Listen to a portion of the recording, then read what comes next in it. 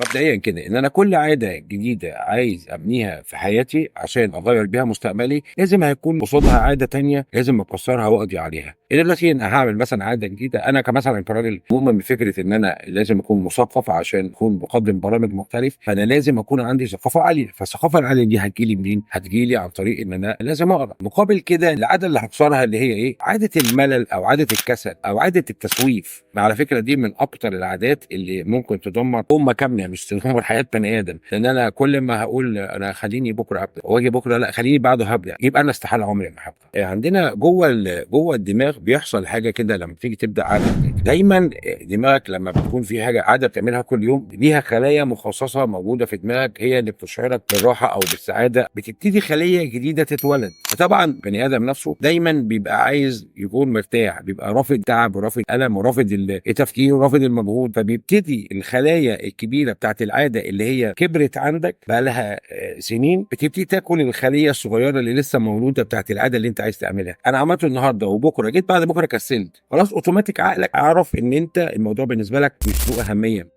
من العادات اللي بتقتل كل حاجه انت ممكن تعملها كويسه السوشيال ميديا. يعني انت من غير ما تحس تلاقي نفسك قاعد بتشوف اخبار سيئه، بتشوف واحد بيلقح على التاني بكلام، كل الكلام ده انت بتسمعه بودانك بتقراه بعينك فبيتسجل في عقلك، بيبتدي يعمل لك طاقه سلبيه بتتراكم جواك وانت مش حاسس اصلا. حتى الاغنيه اللي هتسمعها فيها كلام مؤثر سلبا عليك، لا اقف قول لنفسك لا انا كده انا من غير ما اشعر انا فهمت بقى الموضوع، انا من غير ما اشعر انا باخد الكلام ده وبيتخزن في عقلي وبيديني طاقه سلبيه. تلاقي نفسي ساعات قاعد كده متضايق، طب ايه السبب؟ والله انا مش عارف. تعالى اقول لك انا السبب ايه. السبب انك دايما بتتلقى طاقه سلبيه. تمام، دي نقطه. النقطه الثانيه، انت ليه دايما لما بتيجي تحلم حلم ممكن يبقى جواك طاقه ايجابيه ولكن يوم اتنين تلاته الموضوع بالنسبه لك انتهى وخلاص ما بقيتش بتفكر فيه، فما بتوصلش للهدف اللي انت بتتمناه. السبب هنا ان انت الحلم اللي بتحلمه اللي بيدي لك طاقه ايجابيه ده بتديله 1/1,000,000 من تفكيرك، اللي هو الثواني اللي بتفكر فيها بالعقل كده. انا بفكر دقيقتين في مستقبل كويس، بفكر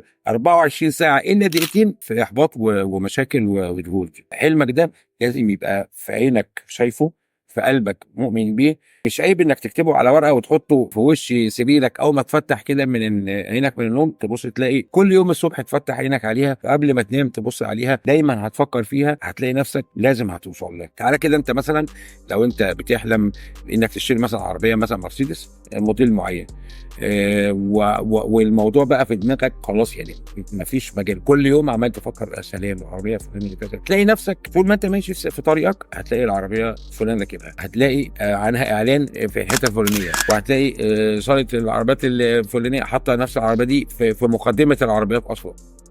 انت مش محتاج انك تبدا تكون افضل شيء. المثاليه عدو الانتاجيه. لو انت عايز اول ما تخطي اول خطوه تبقى خطوه مثاليه ما فيهاش غلطه، ده استحاله، فعمرك ما هتبدا.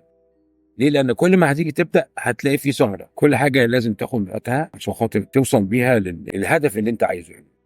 يعني انا كنت المره اللي فاتت يعني حكيت لكم كده ان في ناس ممكن تشفى بقوه ايمانها، وده فعلا الكلام ده كلام سليم. يعني انا هحكي لكم حكايه عن حد يعني قريب مني، مش بقى حد انا قريت عنه او حد سمعت عنه، لا انا ليا صديق كان والده فجاه تعب شويه وفي المستشفى، عملوا تحاليل طب عايزين نحلل الورم، فعملوا تحليل فطلع فيه ورم سرطاني. المهم في اليوم اللي الشخص ده رايح يحلل فيه يعني يشوف الورم بقاله قد ايه وحجمه قد ايه، الراجل والد صديقي ده كان هو من عادته دايما ان هو يصحى قبل الفجر يصلي ركعتين، وبعد كده ابن بيجي ياخده يوديه المسجد يروح يصلي اليوم اللي هو عنده التحليل ده نام ما صلاش قبل الفجر، فصحي على صلاة الفجر وابنه جاي ياخده، فهو نزل معايا على السلم فبيحكي لي بيقول له اول مره تروح عليا نومه قبل الفجر وهو مش اصلي، وحلمت زي ما يكون في نور نزل من السماء اخذ حاجه مني ومشى. الراجل راح عشان يحللوا له الورم تاني عشان يعرفوا بقاله قد ايه وحجمه قد ايه، والله العظيم قالوا له انت ما عندكش اي حاجه اصلا،